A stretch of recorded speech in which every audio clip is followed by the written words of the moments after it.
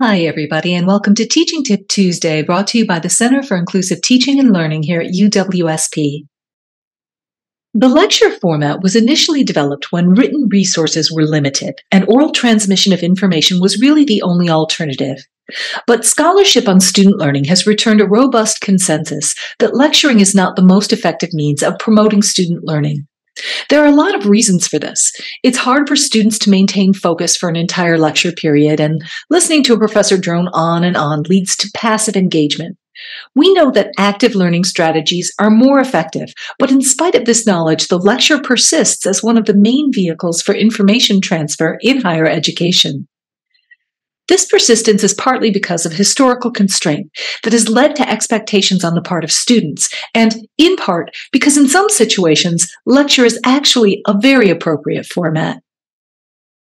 Let's begin with instances when lectures make the most sense for transmitting information to students.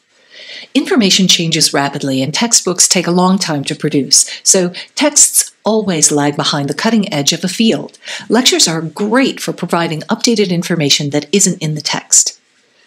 When no concise text is available for a course, so that information is scattered in numerous sources, a lecture is a good way to consolidate that information and make it more accessible to students. Lectures can also be a great way to explain the relevance of specific course content to particular sets of students. You help the students to increase their valuation of the content in doing this. In some cases, reading materials are very complex, and novices in the discipline may have trouble decoding the reading and identifying main points. Lectures can be a good way to orient students prior to reading complex material. Finally, lectures are useful for focusing student attention on key concepts, principles, or values. There are also added benefits that we can derive from lectures.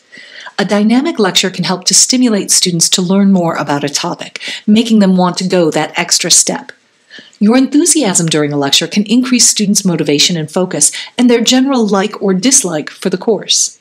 Finally, lectures allow you to demonstrate scholarship in action, showing students the discipline-specific ways of approaching problems. So, with that in mind, let's explore some of the ways that you can make your lectures more engaging and therefore more effective. First, and most important, remember to have fun.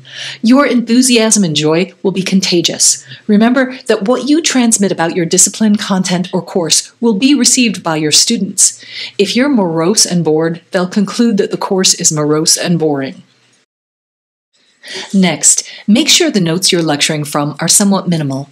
When instructors have very detailed notes so that they don't forget anything, their attention is often fixated on those notes, which decreases their attention to the audience.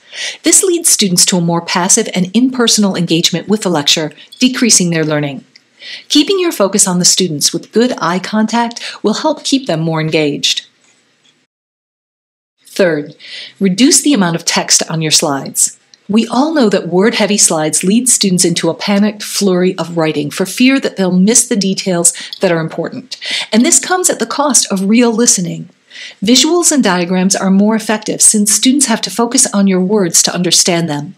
If you can use multiple forms of media like videos and the classroom whiteboard, mixing it up from time to time, that will further help to engage your students. Fourth, don't just lecture. Intersperse activities in what you're doing in any lecture time. You can occasionally use physical activity breaks in which students stand or stretch, or you can get playful with these. Stand up, extend your right arm. No, take it back. No, wait, stick it out again. You've been writing. Okay, now shake it, shake it, shake it. Okay, do the hokey pokey. Playful will help to engage your students more. You can add cognitive processing time in which students discuss or share information, or in which students ask or answer questions. Both types of activity breaks have been shown to help refocus students' attention so that after the break, they have greater retention of information. Next, be sure you pay attention to the organization of the lecture. It's super easy for lectures to become nothing more than a content dump, but that isn't really useful for your students. Begin with a standard structure. Providing an introduction, a body, and a conclusion will help your students. Focus on what you want the students to learn, the learning outcomes being served. Organize the lecture to answer a specific question or tell a story that leads to achievement of the desired outcome. Avoid details that are not necessary to reach the conclusion. They may be interesting, but they can also be distracting. Be sure to use analogies and examples to give students a way to understand esoteric points. Finally, spend some time coaching your students on active listening during lecture. By improving their ability to attend to the lecture, your lecture will become more effective. Some tricks include beginning the lecture by asking students to express what they hope to get from it. This can be especially useful if they have questions remaining from the assigned reading. More, though, it gives them a goal to work toward while you're lecturing, helping to keep them engaged. As an alternative, you can ask students to list the most important points of the reading, helping to prime them for your lecture and to activate their prior knowledge. Both of these improve learning during lectures. Last but not least, you may have students practice listening without taking notes for 5 minutes, then write a quick summary of what they thought you said. If you compare this to your summary of what you actually said, you can help them to develop their ability to identify main points and to summarize effectively. In a similar vein, you may choose to pause every few minutes to provide your students with an opportunity to summarize what you've been saying, rather than trying to write down what you're saying while you're saying it. Lectures aren't the best way for students to deeply engage with your course, but if you must lecture, keeping in mind these tips will help you to make your lectures more engaging.